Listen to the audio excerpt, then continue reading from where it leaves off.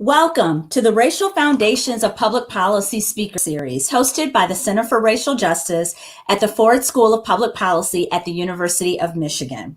I am Celeste Watkins Hayes, Director of the Center, Associate Dean for Academic Affairs at the Ford School, and a Professor of Public Policy and Sociology.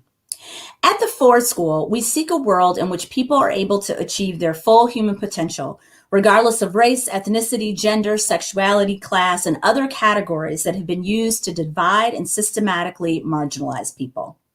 We train leaders here who understand the critical role of public policy in improving our world. We recognize the power of public policy to bolster or to undercut our life opportunities and experiences, and we see public policy as a critically important tool for us to measure, reflect, historically examine, and help us define the way forward. At the Center for Racial Justice, we seek to illuminate evidence-based solutions to address deep challenges around racial inequity and to support the change makers who advocate for sound, just, and fair public policies. We take an intersectional approach, seeking to expand knowledge and highlight strategies and tools that address the complex intersections between public policy and racism, sexism, homophobia, transphobia, classism, xenophobia, and other societal problems. As we examine the fraught histories and consequences of some of our policies and the transformative power of others, we learn a valuable lesson. Effective and just public policy can only be achieved if we bring diverse perspectives to the table. This fall, the Center is featuring a cadre of scholars to participate in virtual conversations on the historical roots and contemporary currents of race in economic, criminal justice, education, and immigration policy. We encourage you to review our website at the Center for Racial Justice for the dates of those events. Our next Racial Foundations of Public Policy event will be on Tuesday, October 26th at 4 p.m. and will feature education scholar Dr. Rutger Johnson from UC Berkeley. But now I'm delighted and honored to introduce you to the third speaker for our inaugural Center for Racial Justice Racial Foundations series, Dr. William Sandy Darity, Jr. Dr. Darity is the Samuel Du Bois Cook Professor of Public Policy, African and African American Studies, and Economics, and the director of the Samuel Du Bois Cook Center on Social Equity at Duke University. He served as the chair of the Department of African and African American Studies and was the founding director of the Research Network on Racial and Ethnic Inequality at Duke. Dr. Darity's research focuses on inequality by race, class, and ethnicity, stratification economics, schooling, and the racial achievement gap, North-South theories of trade and development, skin shade and labor market outcomes, the economics of reparations, the Atlantic slave trade, and the Industrial Revolution, the history of economics, and the social psychological effects of exposure to unemployment. His most recent book, co-authored with A. Kirsten Mullen, is From Here to Eternity, Equality, From Here to Equality, Reparations for Black Americans in the 21st Century. From Here to Equality is the recipient of the inaugural 2021 Book Prize from the Association of African American Life and History and the 2020 Reagan Old North State Award for Nonfiction from the North Carolina Literary and Historical Association. Dr. Darity, you have an illustrious career. We are so honored to have you here. I could not imagine launching a Racial Foundations of Public Policy series without you. And I mean that sincerely. So it is my honor to be in conversation with you today. Well, you're extremely generous, but this is a mutual admiration society. I've been a tremendous fan of the work that you have done for many, many years. Thank you so much. I appreciate that. So as an economist, you focus on the historical roots and contemporary disparities related to income and wealth inequality. And one of the hallmarks of your work is, as an economist, you nevertheless have a deeply historical perspective to understand contemporary issues. Why is such a lens important? Well, I frequently say that the most important field of study is history. And the reason I think that is because it informs everything that we do, not only in the academic world, but also in terms of our real lives. And so I guess some people would say our academic lives are real lives, but there is a difference. Mm-hmm. And I think it's particularly important in a society where there has been such an extensive degree of dishonesty about what the historical record actually is. We've had a severe degree of domination of the American narrative by organizations like the United Daughters of the Confederacy and the Daughters of the American Revolution. And this results in the long term in a set of beliefs and attitudes that can cause people to invade the nation's capital and to try to execute a coup d'etat, as what happened on January 6th. And so I think that the contestation over the field of history is absolutely critical. And it's vital that we design and develop the most accurate story that we can tell about what has happened in the generations that came before us. And I think that a serious economist can't really do useful work about public policy, about social change, unless they attempt to develop a very serious understanding of the accurate historical record. Mm-hmm. And so much of that historical framework is so useful in policy analysis. When I think about my own work on the welfare system, I couldn't understand what was happening with welfare reform as under the Personal Responsibility and Work Opportunity Reconciliation Act unless I looked at that long history of the system. I couldn't understand the building of an HIV safety net and infrastructure without understanding the history of that system. And you have done so much work trying to understand income and wealth from a historical perspective and to try to understand what have been some of the major policies that have been critical when we look at income and wealth disparities today. Walk us through that. I use the term policy genealogy. Walk us through that Nice. Policy genealogy when we think about income and wealth inequality.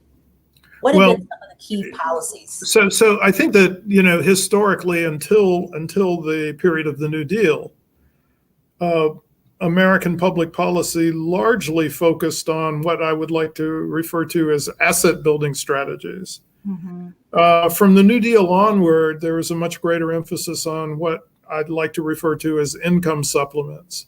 Mm-hmm. And I think it's important in the context of thinking about this idea that you just mentioned of policy genealogy, to recognize the points at which different types of changes took place in the nature of the policies that the federal government in the United States has pursued. So if we go back to the 19th century, to the period of the end of the Civil War, the federal government was primarily in an asset building mode. And the central asset that was being provided to Americans and to recent immigrants who were not yet necessarily Americans, these are white immigrants from Europe primarily, was land. Land was the central asset that the federal government was essentially handing out. And it was handing out land that had been appropriated from the native population in the United States. A population that was displaced from their own territories and removed to other locations. In fact, it's the period in which in the early part of the 19th century, it's the period in which so-called Indian territory is created in what is now modern-day Oklahoma. But in that process, the federal government in 1862 introduces a Homestead Act. And the Homestead Act created provisions for 160 acres land grants to be given to families. And approximately 1.5 million white families received those land grants. Wow. Your colleague, Trina Williams Shanks, has done a substantial amount of work on the Homestead Act and is probably the foremost expert on the long-term impact of the Homestead Act. And I think she estimates that at least 45 million living white Americans are beneficiaries of the Homestead Act across the generations. So the first asset that's being provided to Americans for the purposes of giving them wealth is land.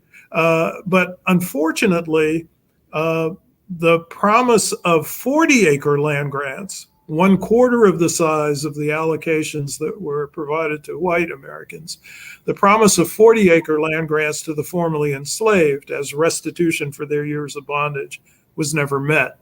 Mm-hmm. Now, in the 20th century, for a substantial period of time, the government's asset building focus was on home ownership instead of on land. And there were a number of policies, including those that were introduced during the course of the New Deal, that were intended to promote home buying, or opportunities for home buying. And this is the way in which the nation created a substantial degree of upward mobility for many of its citizens and created a middle class. But it did so in such a way that it disproportionately benefited white Americans in a very stark and dramatic way. The New Deal legislation that's relevant, perhaps the most important piece of New Deal legislation, is associated with the creation of the Federal Housing Administration. The Federal Housing Administration, in conjunction with local banks, crafted a public-private partnership that engaged in a process of what I'd like to refer to as credit starvation towards Black Americans and credit generation for white Americans that facilitated the white American community's capacity to become home buyers on an extensive scale in homes that were likely to appreciate significantly over time, while the Black community had restricted access to that credit, and consequently, to the extent that folks were able to purchase homes, they had to buy homes in neighborhoods where appreciation was less likely.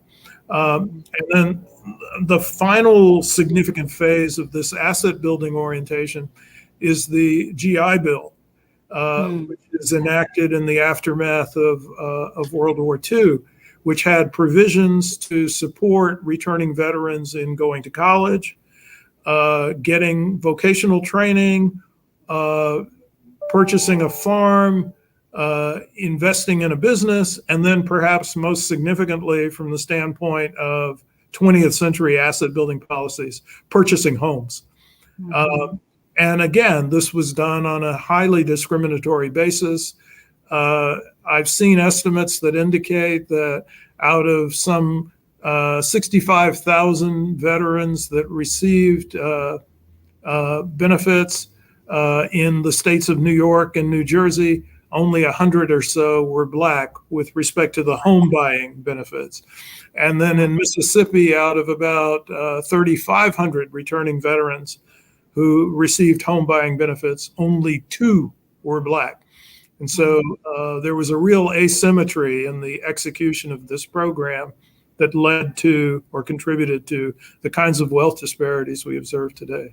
And I guess my final comment in this genealogy is to say that in the aftermath of the 1950s, much of federal policy has shifted away from a focus on asset building towards exclusively towards income supplements. And as a consequence, there has been a perpetuation of this divide in wealth because income supplement initiatives don't have much to do in terms of affecting the levels of wealth in families and in households.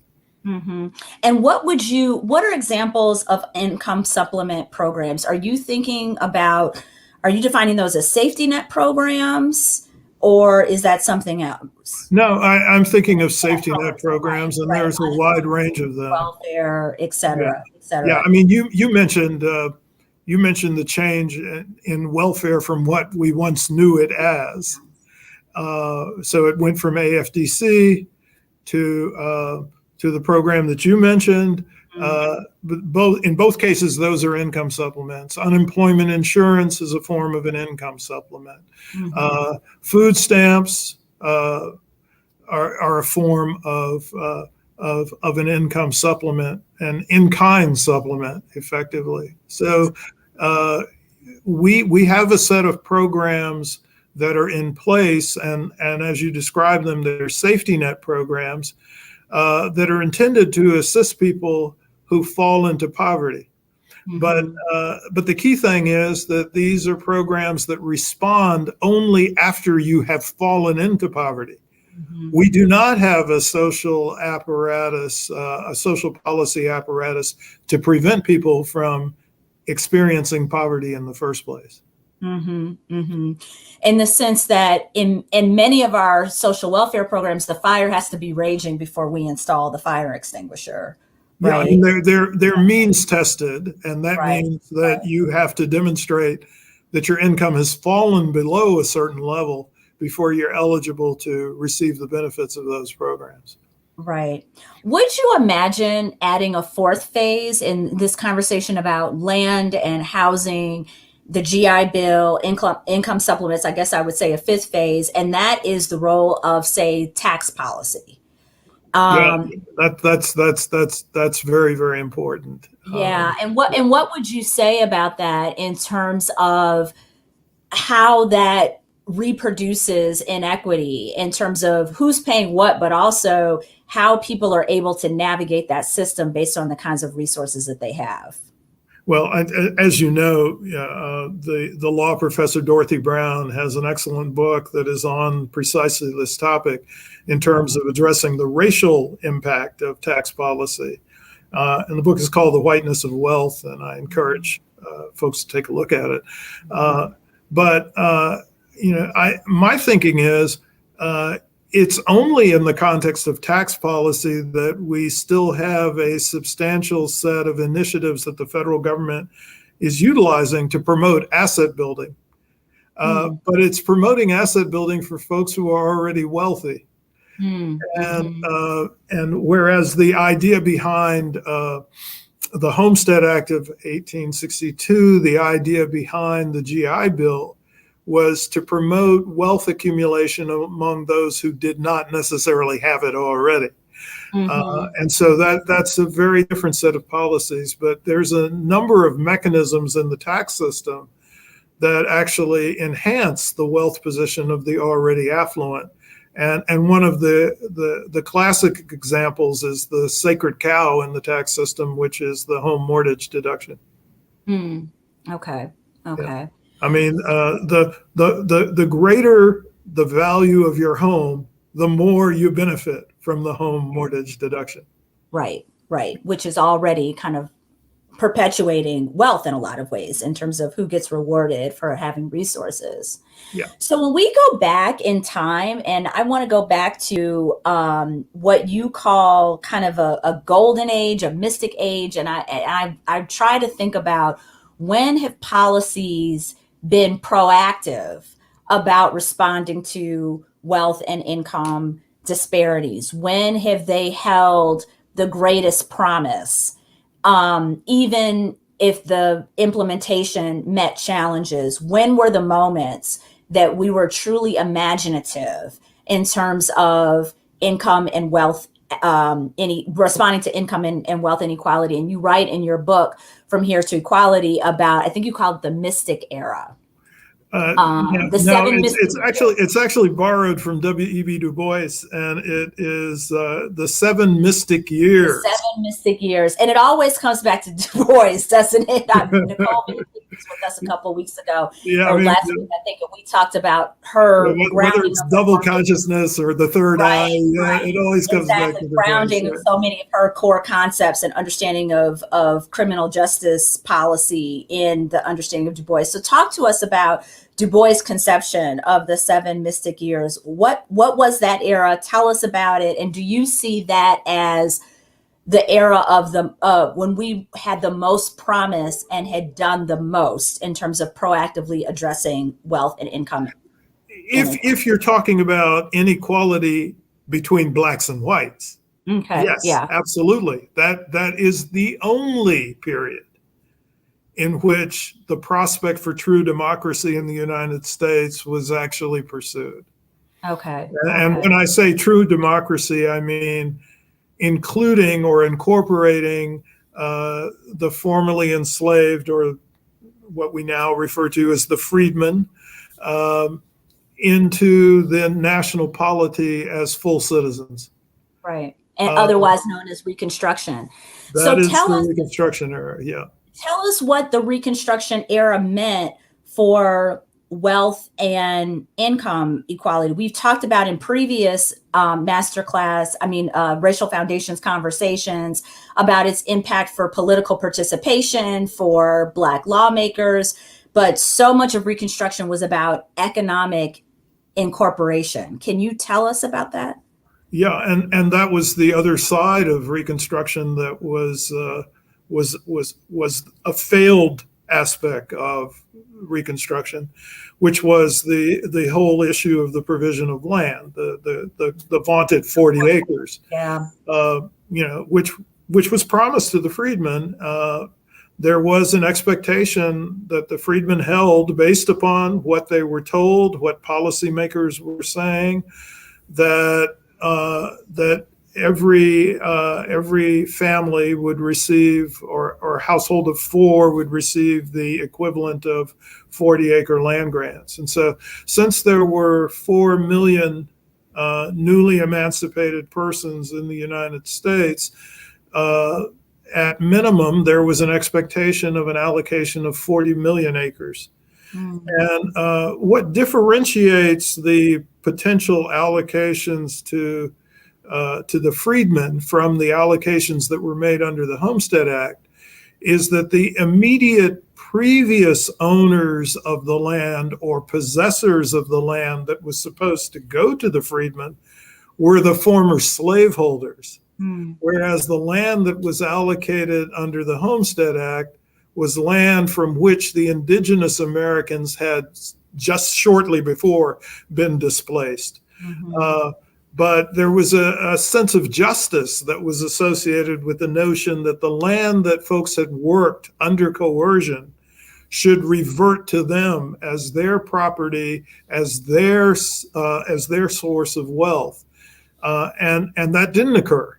The process was begun with General Sherman's Special Field Orders Number 15, which provided for initially an allocation of 5.3 million acres of land stretching from the Sea Islands of South Carolina to northern Florida, bounded by the St. Johns River.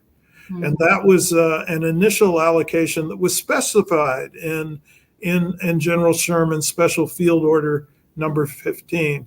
People frequently say that, or mistakenly think, that the allocation was 400,000 acres, but it was actually 5.3 million. What the 400,000 acres was the amount of land that actually was settled by 40,000 of the freedmen before President Andrew Johnson abrogated the program altogether. And so that's the lost promise of the Reconstruction era. But the other side of the lost promise, as you mentioned, is the failure to maintain and sustain full participation by the freedmen in the electoral process. And that's a consequence of outright violence and terror on the part of the former Confederates. And one might even say that they really weren't former Confederates, because they were still pursuing the Confederate project.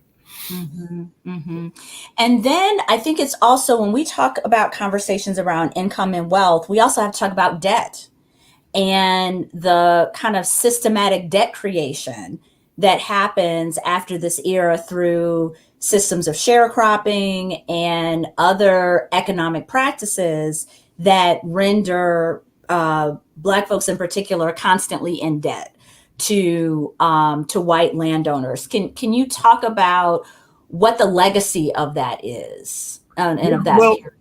it's interesting because, I've actually heard people say things like, if you could eliminate student loan debt, you would eliminate the racial wealth gap.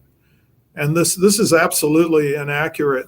Uh, Certainly, the question of debt disparities is an important one, but we have to recognize that actually the average level of debt that's held by white Americans is higher than the average level of debt that's held by Black Americans. Mm. What's the critical difference is Black Americans have considerably fewer assets.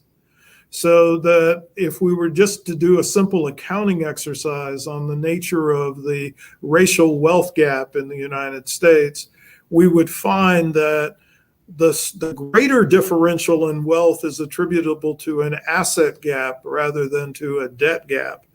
And so if you were to reduce or eliminate certain significant categories of debt, and student loan debt is only one category of debt, you certainly could make some progress towards eliminating or reducing the racial wealth gap. But unless you address the asset differential, you're really not going to be able to close that gap in any significant way. And how have scholars improved the ways in which they understand the racial wealth gap? There was a time where it was easier to be able to discern the income gap, and therefore it was really the focus of so many of our policy conversations, of our research. It was all about income inequality, and people had an awareness that there was wealth inequality, but there was always a question of measurement. How do you measure?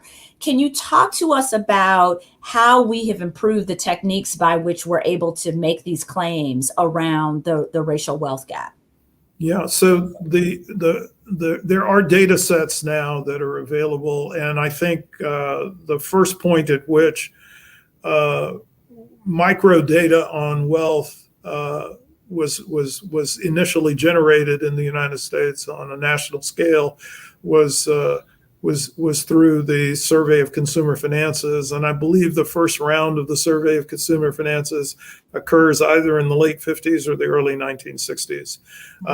We also have the panel study of income dynamics, which provides us with excellent data about wealth inequality, as well as other aspects of intergenerational transmission effects, which are extremely, extremely important. But interestingly enough, I think it's a couple of scholars in your field who played an important role in shifting attention to wealth in such a way that people finally began to recognize that it was something that was different from income, and that it had very, very different consequences for the quality of people's lives and their opportunity. And I'm thinking of the work of Melvin Oliver and Tom Shapiro and their book, Black Wealth, White Wealth. I think that was somewhat of a landmark in terms of establishing that paying attention to wealth had a different set of implications from paying attention to income. Right, right. And one of the things that is so important for many of our students who are watching this is when we talk about wealth inequality, so often there are things that we don't necessarily recognize as replicators of inequity, right? Our parents may pay for our college tuition and leave us debt free. They may help for a down payment for a house. They may, Right. They may give you a car. Exactly. They may send you to a summer enrichment camp that gives you a jump on doing chemistry or doing physics as a high school student, and then that gives you access to a more Tony college or university. And then, if your parents have the resources, they can make sure that you emerge from college without any of the student debt that we've been talking about. So yeah, those are all ways that I think we tend to overlook or underestimate as factors that contribute to the perpetuation of these types of differences in wealth across racial lines, but also across individuals. Yeah. hmm And one of the things that you've been very active in is to think about solutions to this. And From Here to Equality really puts forth an argument, a proposal for how we begin to systematically address these inequities. Because I can imagine a student who's watching this to say, well, should I refuse the down payment? Should I refuse the assistance of my parents and all of that if I want to make a difference? And what you're arguing is that these dynamics are systemic and therefore we need systemic solutions. So can you talk to us about the Yeah, premise? I don't think individuals should be plagued by the equivalent of survivor's guilt. Yeah. Okay, this is not a question of guilt. This is how the society has operated for multiple generations. And so there needs to be a societal intervention to try to address the kinds of inequalities that have been produced. And they've been produced in large measure by public policy.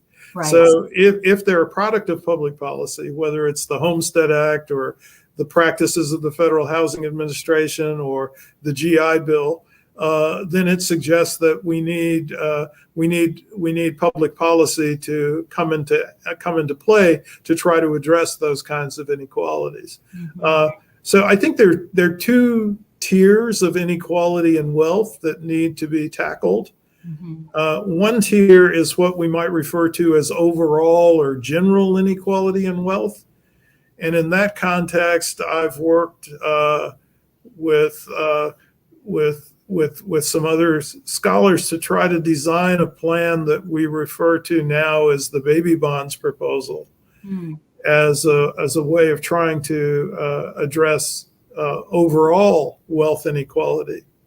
And the idea there is that every newborn infant would be provided with a trust account that they could access when they reach young adulthood. But the amount of the trust account would vary depending upon the wealth position of the child's family. And so, if it was Bill Gates who had another child, then we'd give them a token trust account of $50. But for children born in the lowest end of the wealth distribution, then their trust accounts would be in the vicinity of $50,000 to $60,000. And so this would be a way of creating greater equality in wealth if you measure the wealth gap at the median, at the middle of the wealth distribution. And that's the premise behind the baby bonds proposal.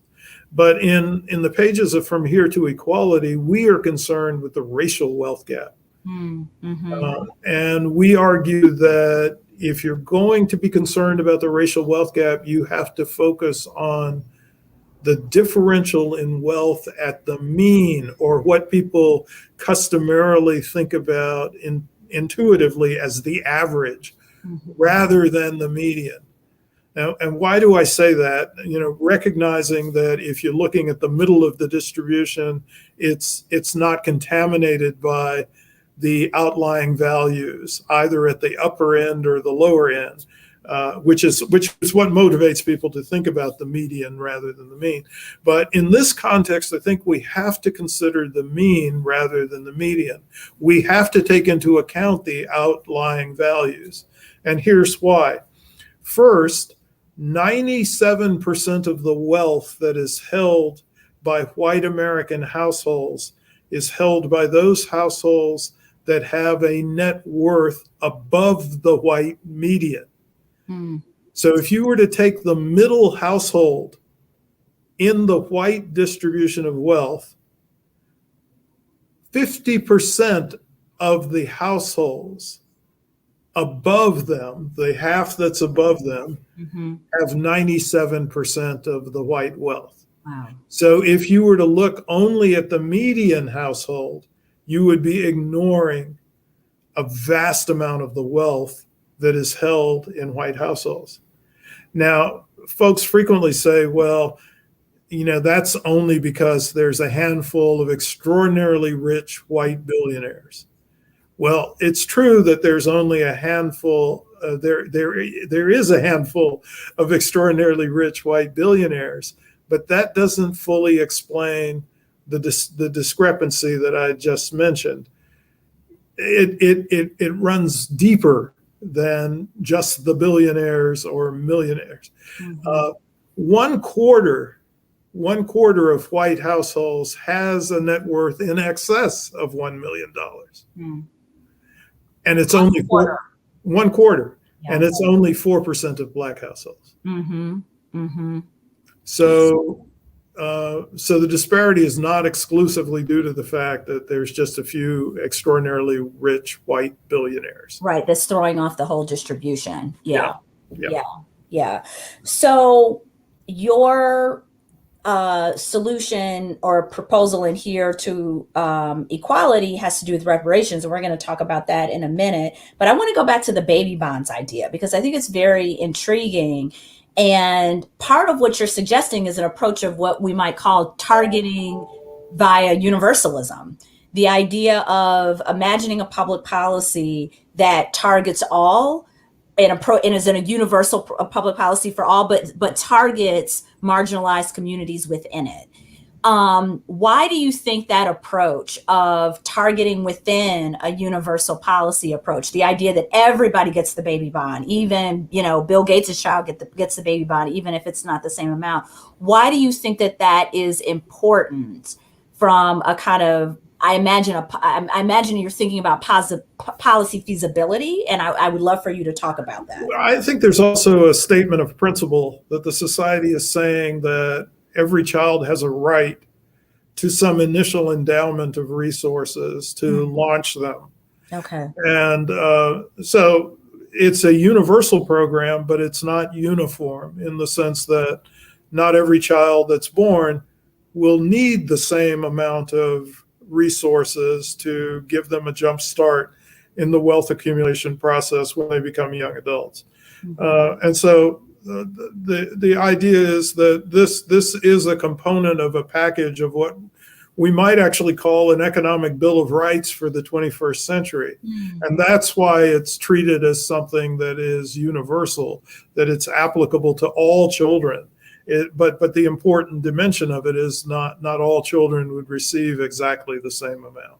Mm-hmm. And have you seen have you seen proposals where people have taken this up? Have you seen policies that begin to move in that direction?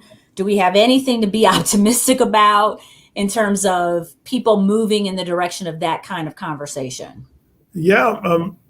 In a way, it's unfortunate, but much more so than talking about a substantive program of reparations. Mm-hmm. And I want to emphasize the premise in my thinking is that these are not substitute policies; they are complementary. Mm-hmm. So one policy, the baby bonds policy, is one that's intended to reduce the stress and strain of wealth disparities for all Americans, whereas the reparations project is one that is intended to correct for the immense imbalance of wealth that exists between blacks and whites. And you need to introduce both of them. But clearly there's been more interest that's been expressed in pursuing the baby bonds proposal. And one illustration is legislation that Senator Cory Booker has in Congress now for something that he refers to as opportunity accounts, which is modeled on the baby bonds approach. Maybe one of the central differences is that his plan calibrates the amount of the trust account on the basis of family income rather than family wealth. Okay. And I think that that's a decision that was made out of convenience because we have better access to income information than we do to wealth information. And we would need to begin to introduce different approaches to gathering data about families' resources to be able to correctly measure their wealth position. But another example is the state of Connecticut, which has adopted something that is roughly the equivalent of a baby bonds proposal. So it's out there.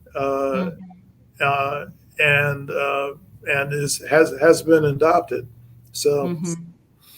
In our political environment, do you have more optimism for this to be adopted at the federal level or at the state level in particular kinds of states? And can you talk about the role of the federal government versus This is a case, unlike my thinking about reparations, Mhm. this is a case where I think that the adoption of baby bonds at the state level creates a useful model Mm.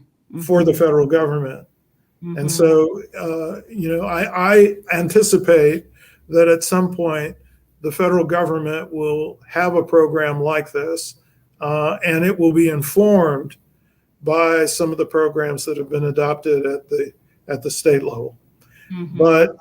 But I want to contrast that with my attitude about state and local so-called reparations. Mhm. Which are very popular right now, like Evanston, Yeah, Illinois. it's fascinating because people used to run away from the idea of reparations, and Mhm. now many towns and communities are declaring enthusiastically that they're setting up reparations plans. Well, let me say why I have reservations about that. Mhm. Uh, so first of all, it's important to establish what a reparations plan should look like Right. that would be designed to eliminate the racial wealth gap. Right. And what do we mean by reparations? Yeah, if you could define that, please. So there are four components of what I think of as a reparations plan. The first is establishing who's eligible, Mhm. and the eligibility criteria that we describe in From Here to Equality is that an individual would have to demonstrate two things. First, that they have at least one ancestor who was enslaved in the United States. So essentially, they would be demonstrating that they're descendants of the persons who were denied the 40-acre land grants that were promised. So that they are the descendants of the persons for whom the debt was initially incurred. Okay. And then the second condition is that uh, they would have to establish that they self-identified as Black, Negro, African American, or Afro-American for at least 12 years before the adoption of a reparations plan or the adoption of a study commission for reparations. Mhm. So those are the two eligibility criteria. Mhm.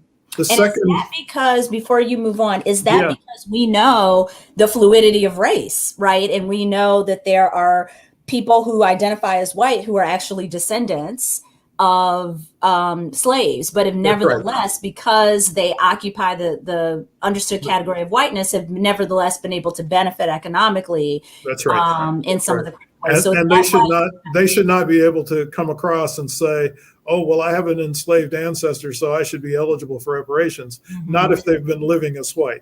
Right. Okay. Yeah, Got yeah. you. So that's why those kind of That's the second. That's the qualifications. reason Yeah. for the second criteria. Yeah, Okay. criteria. Yeah, Wonderful. yeah. And then the second feature of a reparations plan must be a structure that would eliminate the racial wealth gap. Mhm. And what would that require? Well, we estimate that Black Americans who are descendants of persons enslaved in the United States are about 12% of the nation's population, but possess less than 2% of the nation's wealth. Mhm. And correspondingly, this means that the average Black household has a net worth that is $840,000 less than the average white household. Mhm. And so, if we were to bring the Black share of wealth into consistency with the Black share of population, it would require an expenditure of at least $11 trillion. Mhm. Now, here's why I get really, really frustrated with people making the claim that they're producing reparations at the state or local level. Mhm. The combined budgets of all state and local governments in the United States, inclusive of everyone, Mhm. is less than $3.5 trillion. Hmm. So for them to get to the $11 trillion mark, they would have to devote their full budgets to a reparations fund for upwards of 4 years. Mm-hmm. And not provide any of the services to their constituencies that they are normally obligated to provide. Mm-hmm. So this is sheer insanity. It has to be the federal government that does this, and that's the third attribute of the program.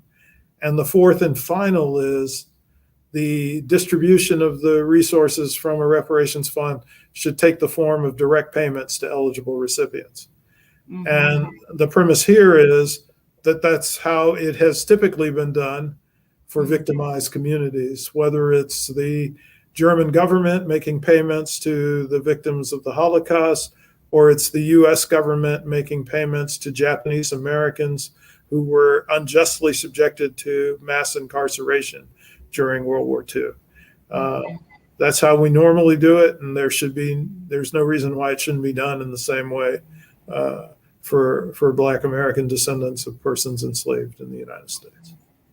So you therefore have concerns, I would imagine, about programs that are reparations conversations that are more programmatically focused in terms of increasing education, skills, et cetera, as reparations programs. You would have a fundamental critique of that because your argument is that's not how it has typically been done. It's typically been done through cash payments.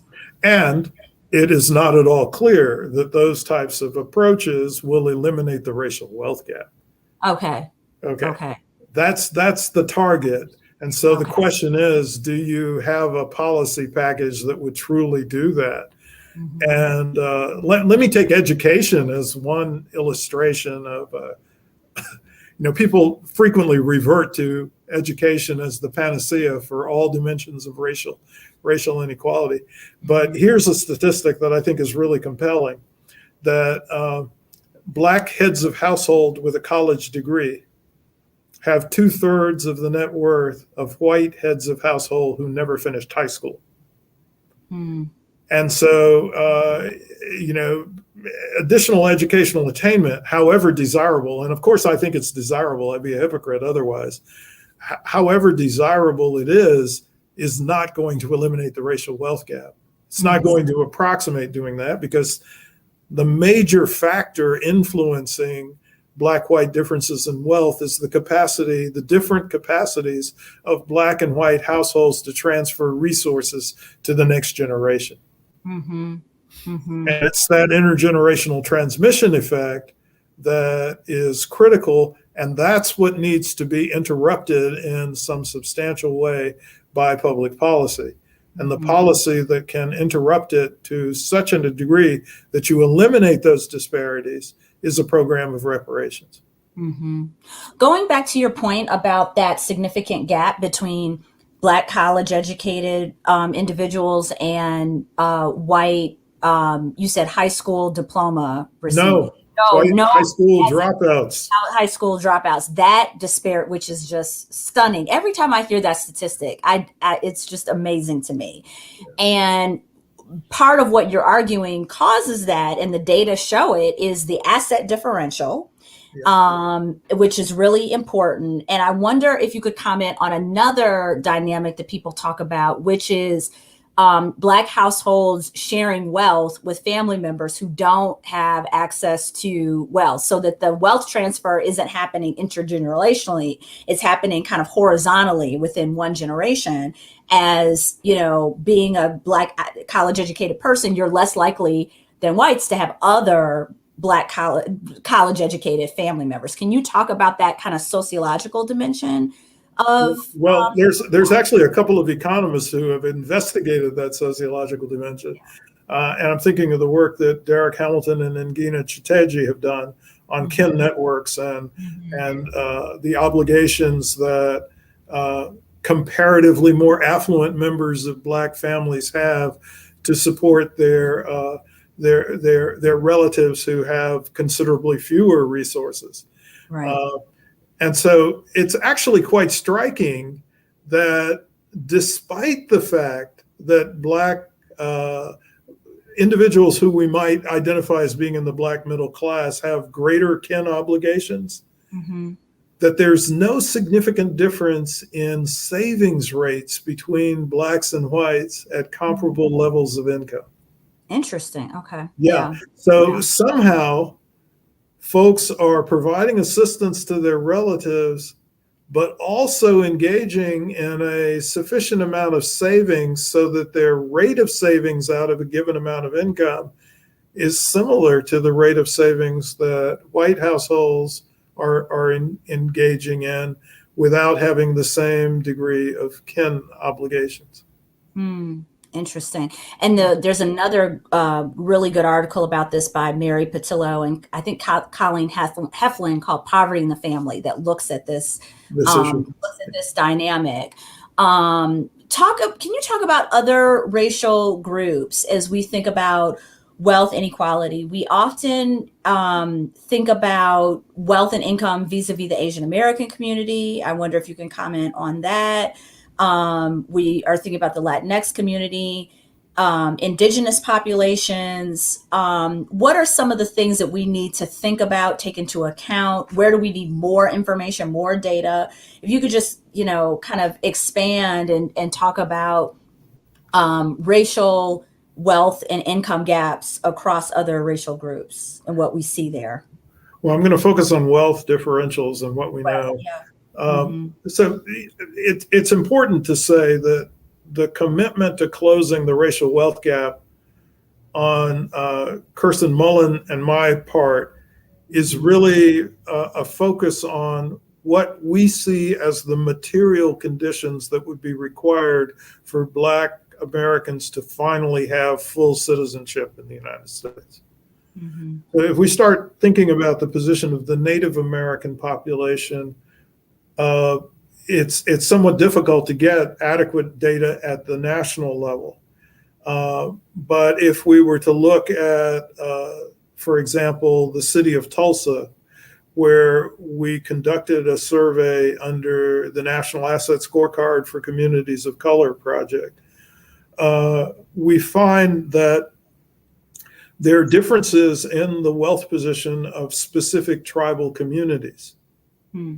And there are also differences in the wealth position of individuals who identify with a particular tribe but do not have formal tribal affiliation. Hmm. Mm-hmm. So there are a couple of tribes in Tulsa, Oklahoma, and I'm talking now about individuals who have formal tribal affiliation, whose wealth level is actually higher than that of the individuals who self-identify as being a member of that tribe but do not have a formal tribal affiliation. Mm-hmm. And I suspect that this is attributable to historical conditions that concern access to land and also to casino rights. Mm-hmm. And so there's a very complicated issue in thinking about Native American wealth as to whether or not individuals are on reservations, they're out of reservations, whether they have a formal tribal affiliation or they do not, and whether or not they're in a tribal community that has access to casino rights or not. Mm-hmm. So all of these things come into play. Mm-hmm. On average, Asian Americans appear in these metropolitan level studies generally to have much higher levels of wealth Right. than other groups, and sometimes including whites.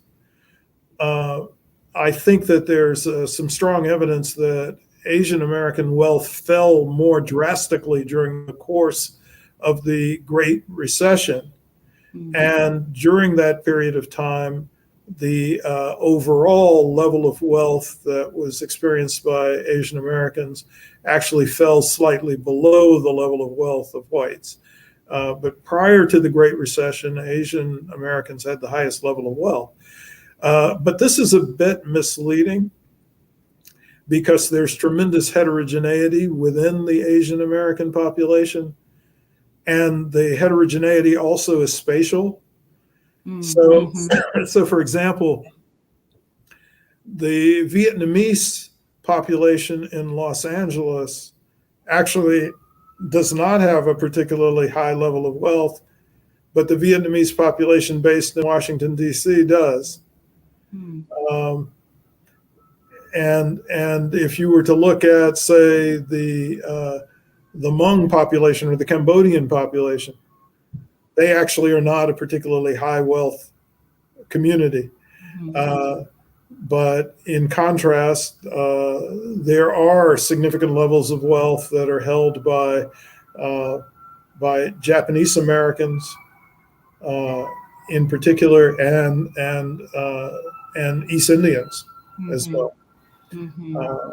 So if we start talking about Asians collectively, I think it's a bit misleading to not disaggregate. And similarly, we need to disaggregate the Latinx community as well. But I would say overall, the wealth position of the Latinx community looks very similar to that of Native Black Americans. However, even though the numbers are very much the same, the historical processes, maybe what you would want to call the historical genealogy of the wealth positions of each community are quite different.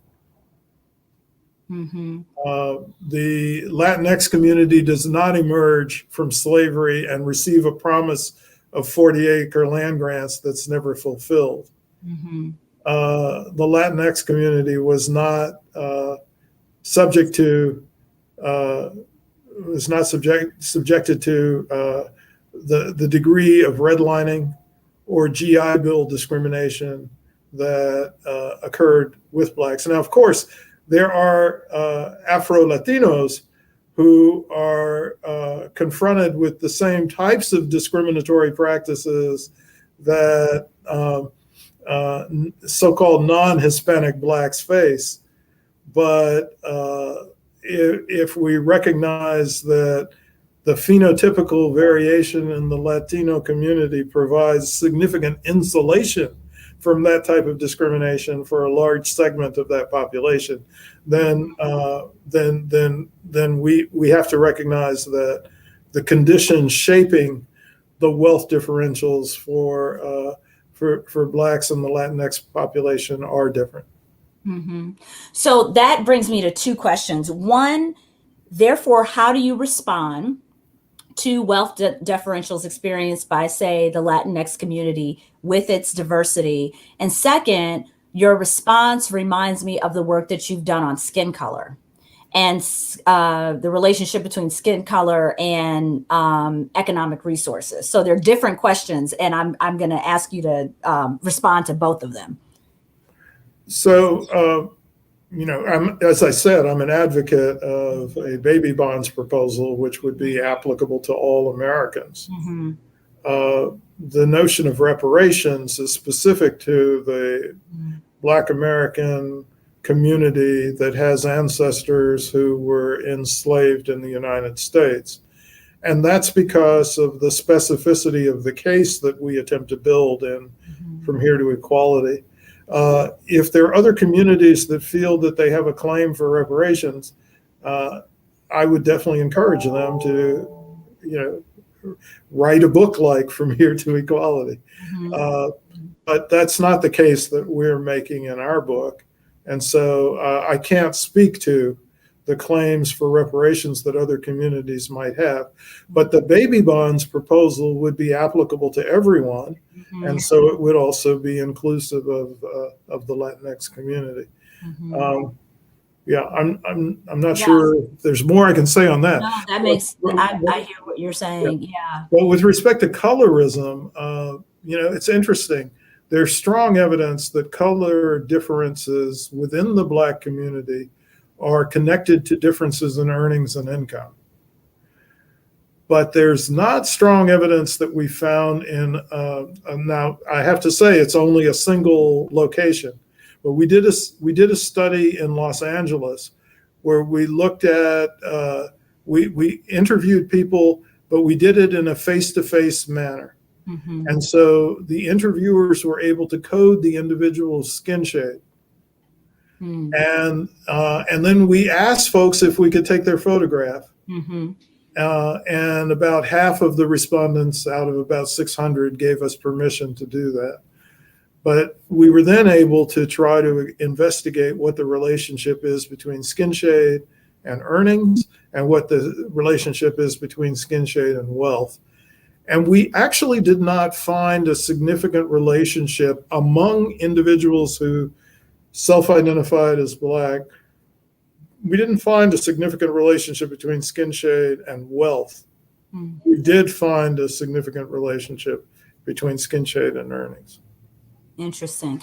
And can you say a little bit more about that? Because as I interpret that, that means that the physical phenotypical proximity to whiteness is actually a driver of greater access to income resources. It has an implication for what you're able to earn in terms of your phenotypical, even if you're Black, but have that phenotypical look, then it has implications for income.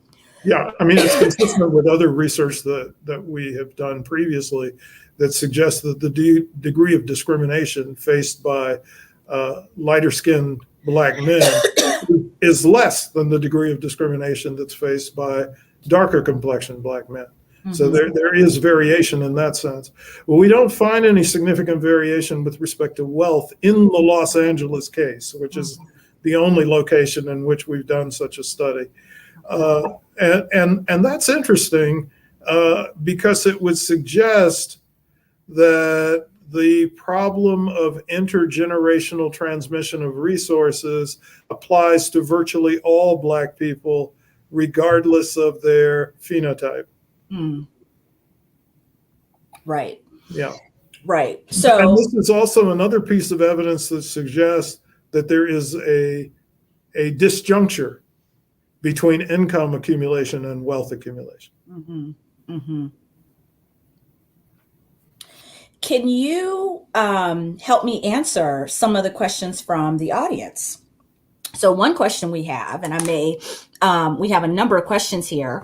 How have recent stimulus policies over the last, 19 months since From Here to Equality was published, along with the deep inequities further exposed by COVID-19 and widespread response to the murder of George Floyd, influenced and aided in the discussions about and promotion of reparations for Black Americans? Would you consider the pandemic our newest crossroads moment? Oh, that's interesting, given the crossroads that we talk about in the book. Yeah. I'll have to say maybe. The crossroads that we identify in the book are all retrospective. And we'll have to see if there's some opportunities that are lost in this particular moment, because the moment is still ongoing.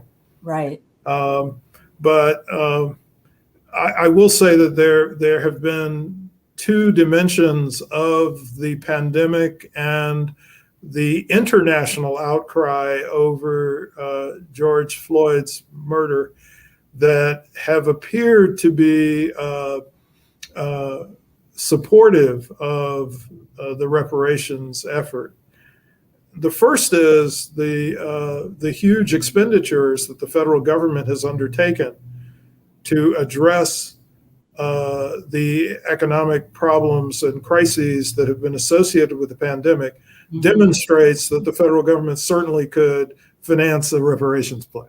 Okay? Mm-hmm. So the experience with the pandemic is an experience that permits us to begin to tell people that they can take the "how will you pay for it" question off the table altogether. Mm-hmm. In terms of the stimulus conversations. That's even right. Even with the current debates happening now and the kind of, last couple of holdouts on the Democratic side who have really been pushing arguments about cost and et cetera. Yeah, but they're wedded to a vision of fiscal finance mm-hmm. that they find politically useful, but it has no connection to reality. Okay. I mean, the federal government basically has spent $6 trillion within the course of the past year, and they did so without raising taxes. Mm-hmm. Okay, so Yeah. we should really rethink. Right. It's opened up the idea of what's possible. Yeah, it's opened up the idea of what's possible. Yeah, yeah. Okay. And then the second thing is that I think that these tragedies have actually created a greater receptiveness to reparations. Mm-hmm. So I'm thinking first of the fact that in the year 2000, when Michael Dawson and Ravana Popoff did a survey of Americans concerning their attitudes about reparations, that only 4% of white Americans endorsed monetary payments to Black Americans as an act of reparative justice. In 2018, that percentage was up to 16. Still not spectacularly high, Mm-hmm. but substantially higher than 4%. Mm-hmm. And then today, the percentage appears to be about 30. Okay. So, I don't know if it's a sustainable momentum, but things are moving in the right direction. And so, it gives me some sense of optimism about the future. Whether or not this is something that actually occurs in my own lifetime, it seems like the direction is quite different from what it was, say, only 4 or 5 years ago. Okay. Interesting. Our next question. Dr. Darity discussed the land provision as a social provision given to mostly white individuals. Can he talk more about how policy has prevented Black people and other people of color from ownership, generational wealth building through similar tactics? Does he anticipate a growth and success of shared ownership, cooperative ownership development, and community land trusts as a mechanism to build wealth for low-income people of color? Well, now I'm thinking that you get rid of the wealth gap by getting rid of the wealth gap. Mm-hmm. So you're going to increase the wealth position of all Black Americans by giving them an allocation that would create a situation in which the average level of Black wealth would be equivalent to the average level of white wealth in the United States. So other kinds of strategies are indirect. Now, if individuals want to form land trust or cooperative arrangements and make use of the funds that they receive from reparations payments, then by all means do so. We've got some folks who are saying that they want to repatriate to the continent.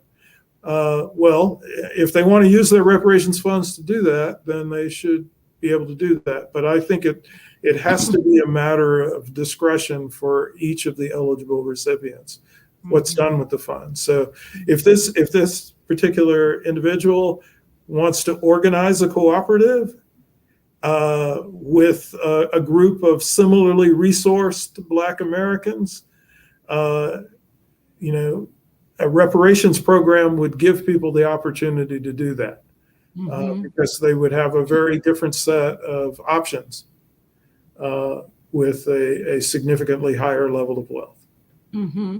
And what I read also into this question, what it made me think about is we've talked about places where public policy has been active in bolstering the wealth of whites proactively and restricting that access to Blacks and in some cases other people of color. But we also have to note the ways in which the federal government has not provided legal protections when wealth was built by Blacks. And I wonder if you can talk about instances in which public policy did not respond to the detriment of wealth building. And I'm thinking, we know the very well-known example now of Oklahoma, right, and kind of Black Wall Street. But I wonder if you can talk about how public policy has at some point, removed itself or refused to enforce equal justice under the law, or refused to create remedies when massive wealth stealing has happened. Can you talk a little bit about that role for public policy? Well, the federal government has effectively sanctioned upwards of 100 massacres that took place from the end of the Civil War into World War II. White massacres that took Black lives and either destroyed or resulted in the seizure of Black-owned property by the white terrorists. And so, Tulsa, Oklahoma in 1921 is a single illustration of a pattern of white violence that was intended to prevent Blacks from participating in the political process, but also intended to make it possible for whites to take possession of the property that they had won in a hard-earned fashion. Mm-hmm. So yes, I mean, there is an issue of whether or not property would be protected. I mean, if we go back to the aftermath of the Civil War and the whole issue surrounding the land reform and 40 acres, had that land actually been allocated, it would have been essential for the Union Army to remain in the South for at least a full generation and or arm Blacks so that they could protect themselves from the predations of the white terrorists. In effect, if you had made that land allocation, it would have been essential to protect that land allocation. And I would say similarly, if we had a reparations plan in the United States in the modern era, we would have to be prepared for the fact that there's going to be 30% of the population that will be so resistant to any policy that substantially improves the condition of Black Americans that they may resort to violence. And so preparations would have to be made to anticipate that type of behavior. It is interesting that there was a tremendous amount of information out there that signaled that there was going to be an attempted coup d'etat in Washington on January 6th, but it was largely ignored. And similarly, we have evidence that there was extensive preparation for the Tulsa massacre. There was extensive preparation underway for the Wilmington massacre in North Carolina of 1898. In the Wilmington case, according to David Zucchino, efforts were made to get the state's governor as well as the President McKinley, to take steps to prevent that event from taking place, and no one bothered. So there was a sanction by inaction ultimately. Mm-hmm. Sanction by inaction. That's key. That's key for policy discussions, and it's an important concept to kind of lift up. Okay, next question. To what extent are reparations to Black Americans a global issue, or to Blacks, I would say, a global issue? Are there other examples of successful restitutions across the globe, or could the U.S. set an example for other previously slave-owning countries to follow? And we might argue colonizing countries as well. Why hasn't the UN intervened in American affairs since becoming aware of this issue? So to me, this argument is also about, thinking about responding to colonialism as well. So talk to us about kind of the global case, or your ideas about the global case for reparations. Well, the UN actually has had a task force that has recommended reparations in the United States. Mm-hmm. So, but that's all they can do. I mean, they don't have the capacity to compel any individual government to do anything. Mm-hmm. But they are attempting to use the force of moral suasion in support of reparations. So that's the most the UN can actually do. But it's been done. With respect to the question of diaspora-wide reparations, in the work that Kirsten and I've done, we've focused on the notion that individual communities within the diaspora should make claims on the appropriate perpetrator. Mm. And so in the context of the United States, we think that the debt that is owed is embodied in the failure to provide the 40 acres And that creates the foundation for the case for reparations that Black Americans who are descendants of U.S. slavery have with the U.S. government. But in parallel fashion, the Congo has a compelling case to be made against Belgium. Mm-hmm. The countries of the Caribbean, Mm-hmm. particularly the former British colonies, like Trinidad and Tobago or Jamaica, have a case against the United Kingdom. The Haitians have a case against France. They have a powerful case against France because France compelled Haiti to pay reparations to them. Right. Right. Which is just incredible. Okay, Mm-hmm. And so I know of no instance where countries where slavery was practiced have received reparations from the nations that perpetrated their enslavement. Okay. Now, we do have this peculiar instance where after more than a century, despite the fact that this country paid reparations to victims of the Holocaust, finally, after more than a century, Germany says it's going to do something on behalf of the Nama and the Herero people in southern Africa, who were subjected to genocidal violence by the Germans. Mm-hmm. Now, I think that the Nama and the Herero people are not satisfied with the offer that Germany is putting forward. But if that were to occur, I think that would be the very first instance of reparations of some form, inadequate though it may be, being made for colonial oppression. What made the cases that were successfully executed for reparations distinct from the case for Black Americans, Nazi Germany, the reparations paid to Japanese Americans?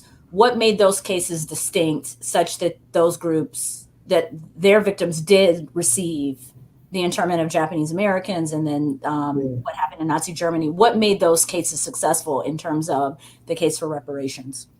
So it's interesting to know that in the case of Germany, and now we're specifically talking about West Germany, that I think less than 20% of the German population actually was in favor of reparations for the victims of the Holocaust. But it happened anyway. And I think one of the major reasons that happened was because the German government agreed to engage in negotiations with Israel because they recognized that taking this step would permit them to re-enter the community of nations as a legitimate partner. That they were in a position of ostracization, and they wanted to get past that. It's also interesting to note that they did make monetary payments, but they have never made a formal apology. So it's fairly clear that this was a reparations plan that was adopted without passion and enthusiasm on the part of most Germans. So the why, I think, is simply because of the practicalities of international politics from the standpoint of Germany's leadership in the immediate aftermath of the war. What about Japanese Americans receiving reparations payments from the U.S. government? Well, the Japanese American case is an interesting one, both in terms of certain dimensions of serendipity, but also in terms of the effort that the Japanese American community themselves made. They undertook a powerful lobbying effort to receive some form of reparative justice. And they had to come up to an agreement that was not uniformly held, that a component or a part of the reparations agreement would have to include monetary payments. There was a dispute within the Japanese American community over that, just as there was a dispute in the Jewish American community over whether or not they were going to seek monetary payments. But in the case of the Japanese Americans, they received an apology and they received monetary payments.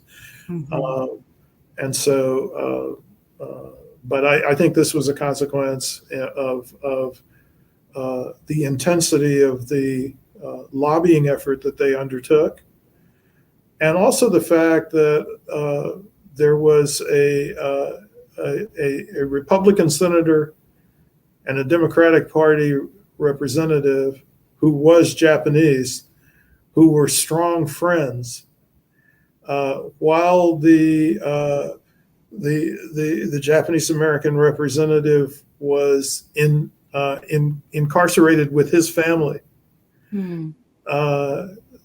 He became close friends with the Republican senator through a Boy Scout jamboree. And so they collaborated across party lines to support the Japanese American reparations project. So that's serendipity from the standpoint of what made it possible. Your proposal for reparations is very much about the role of government, and it goes back to that original broken policy promise around 40 acres. But I wonder, when you think about the role of the private sector, when you think about the wealth that was gained by corporations, when you've seen conversations among colleges and universities, Georgetown being one, around universities that were built on the labor of slaves, and thinking about some form of reparations through tuition benefits, et cetera. Would you not call those That's hardly reparations? That's something else. Right. That's something else that are also trying to respond to some economic inequities, but you would not call that reparations. It sounds like you reserve that term for, you have a very clear specificity around your use of that term. Yeah, I think that we have to be proprietary about the term, and we have to limit it in the context of reparations for Black American descendants of U.S. slavery to elimination of the racial wealth gap, which is a product of historical policies that produce that type of disparity. College scholarships are not going to eliminate the racial wealth gap. But that's somewhat different from the question as to whether or not private individuals or organizations or state and local governments, for that matter, should be involved in financing reparations or funding reparations. And I certainly don't have any aversion to them supplementing a federal reparations fund with additional resources. But it would be very difficult to compel them to do so. And the reason why it would be very difficult to compel them to do so is that most of the actions and practices they undertook, especially during the period of enslavement, were legal. Right. Yeah. Within that context. Right. Highly immoral, but they were legal. And so if we were going to address the question of who is responsible for the legality of those immoral practices, we have to turn back to the federal government again. And that's why we say that the federal government is the culpable party. But it's also the capable party, because only the federal government has the capacity to amass the types of resources that can really penetrate and eliminate the racial wealth gap. So, Sandy, at the Ford School, we've been engaged in conversations as a faculty, just to switch gears a little bit towards our last question, about what anti-racist teaching looks like. and diversifying what we teach and how we teach broadly, particularly within a school of public policy, because what our conversation has so clearly demonstrated is the enormous role of public policy in setting the terms by which we all operate for not just our generation, but generations to come. So we've been having a conversation around what does anti-racist teaching look like, particularly in the policy school context? How do we diversify what and how we teach? How can we better educate our students to be thinking about these ideas as we craft our syllabi and introduce core frameworks and ideas, facilitate discussion in the classroom? What advice would you give us as we think about these issues? What does it mean to offer policy education in a with a lens towards anti-racism? Wow. That's a tough one. I'm not sure. I mean, one of the big issues always when we think about this pedagogically is the question of whether or not the emphasis should be on designing new courses that have not been available previously, that have a focus on, say, race and policy or something along those lines, versus, and these are not mutually exclusive strategies, but people tend to think about them as somewhat separate, versus how you integrate the analysis of race and policy into your existing classes. And I think it's probably good to try to do both, but I think it's maybe it may be a richer experience for the students to have new class opportunities that are taught by people who are deeply experts in that area. I think it's really, really hard for faculty members who have not really studied this issue to just inject a module into their class and expect that to be something that's effective and sufficient. So, unless they undergo not sensitivity training, but research experience in the area so that they'll truly be knowledgeable about the subject matter. So I guess I lean more in the direction of, developing new curricular offerings and hiring new faculty members who have expertise in those areas, to the extent that you may not already have an adequate complement of faculty members who can do that.